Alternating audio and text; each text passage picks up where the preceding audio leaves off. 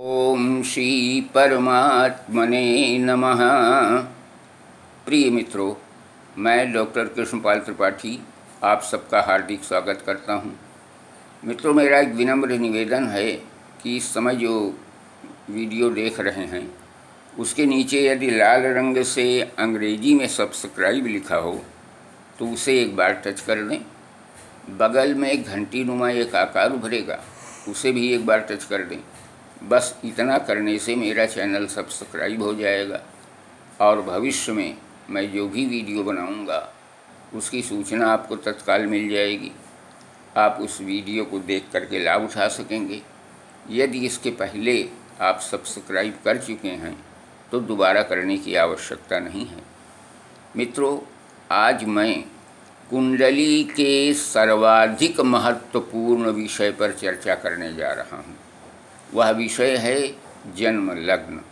आपने प्रायः सुना होगा कि अमुक व्यक्ति का जन्म अमुक लग्न में हुआ, तो आखिर उसकी जानकारी कैसे होती है, उस संदर्भ में हम विचार करने जा रहे हैं। सबसे पहली बात तो ये जान लीजिए कि किसी भी व्यक्ति के जन्म के समय पूर्वी क्षितिज पर जिस राशि का उदय होता है उसे ही उस व्यक्ति का जन्म लग्न कहा जाता है।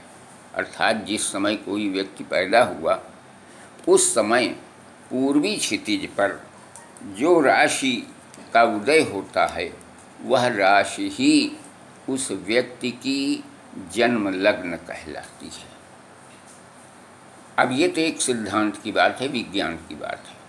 मैं आपको एकदम सरल तरीके से समझा दूंगा, बिल्कुल आपको समझ में आ जाएगा। ये तो क्लियर है कि पृथ्वी प्रतिदिन 24 घंटे के अंतर्गत एक चक्कर लगाती है। सत्यता ये है कि 23 घंटा 56 मिनट 4.091 सेकंड में पृथ्वी अपना एक चक्कर पूरा करती है और इसी 23 घंटा 56 मिनट 4.091 सेकंड के अंदर 12 लगनें व्यतीत हो जाती हैं।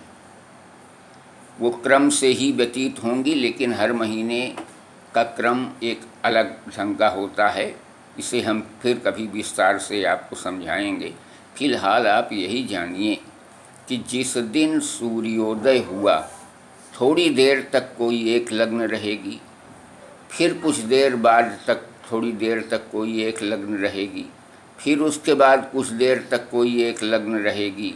इसी तरीके से 12 लग्न 23 घंटा 56 मिनट 4.091 सेकंड में व्यतीत हो जाती है और अगले 24वें घंटे में यानी 23 घंटा 56 मिनट 4.091 सेकंड के बाद वही पहली वाली लगन, जिस लगन से शुरुआत हुई थी सूर्योदय के समय, वो दूसरी लगन शुरू हो जाती है, सूर्योदय हो जाया करता है।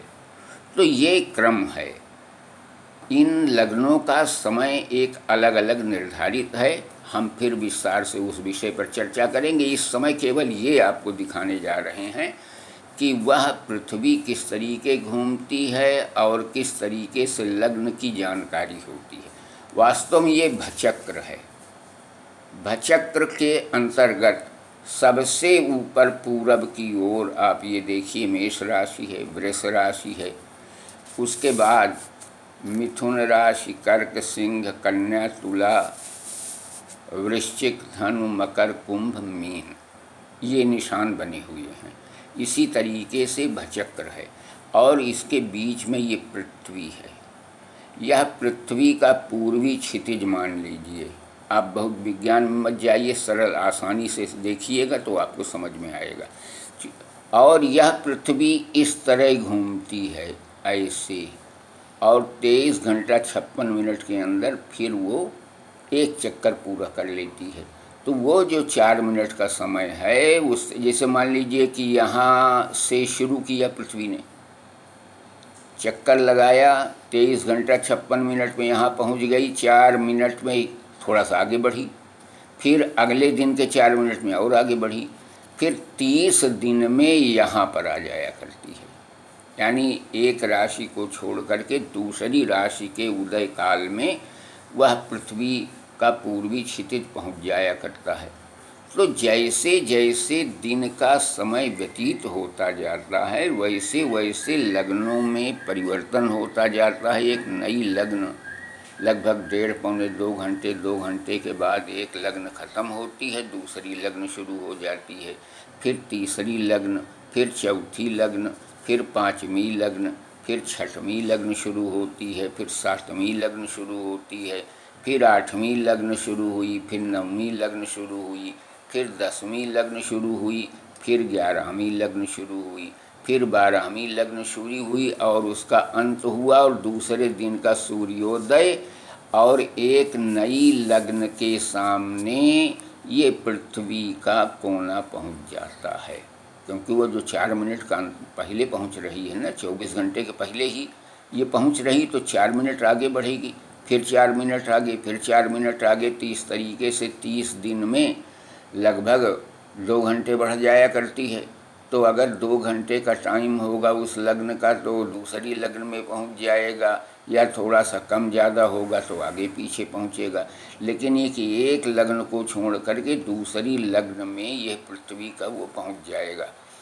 चूँकि संपूर्ण पृथ्वी घूमती है इसलिए हमको आपको नहीं पता चल पाता है पूरब पश्चिम उत्तर दक्षिण, जो जैसा है वैसा ही है। क्योंकि संपूर्ण पृथ्वी घूम रही है तो हमारे लिए तो कभी भी पृथ्वी का घूमना जाहिर नहीं होता। क्योंकि जो वस्तुएं हमारे घर के दरवाजे के पूरब दिशा में हैं वो भी उसी ढंग से घूमती चली जा रही हैं। तो जहाँ जहाँ वो चीज़ें चली जाएंगी वो हमारे लिए पूरब ही रहेगा। अगर हमारे घर का दरवाज़ा पूरब है तो पूरब जितनी भी सामग्री है कुल का कुल एक तरफ से पृथ्वी के चक्कर लगाते समय घूमती जा रही है, इसलिए हमारे लिए वह पूरब दिशा पूरब ही रहेगी।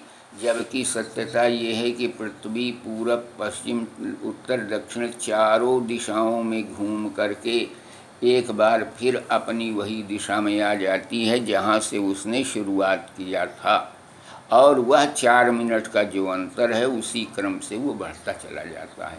मान लीजिए कि आज सूर्योदय के समय पृथ्वी का ये पूर्वी क्षितिज यहाँ पर था, तो कल थोड़ा सा आगे बढ़ जाएगा सूर्योदय के समय, फिर परसों और आगे बढ़ जाएगा, उसके बाद और आगे बढ़ जाएगा और आगे बढ़ जाएगा, और 1 महीना पूरा होते होते यहाँ पहुँच जाएगा, इसके आगे बढ़ता जाएगा।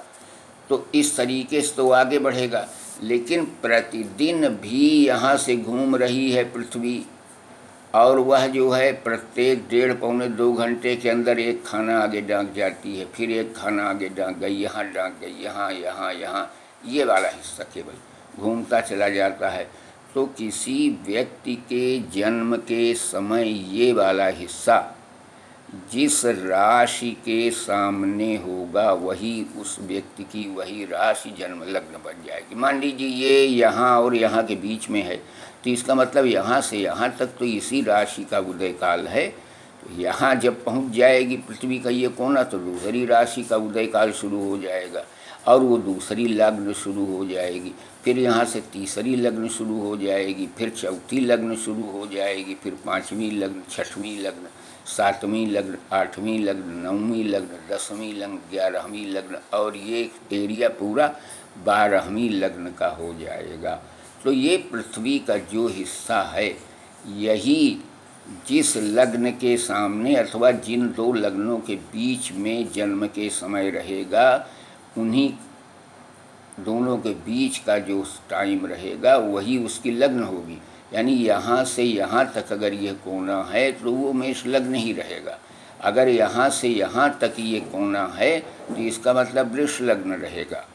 इसी तरीके से पूरे 12 लग्नों का समय 23 घंटा 56 मिनट 4.09 सेकंड के अंदर बंटा हुआ है।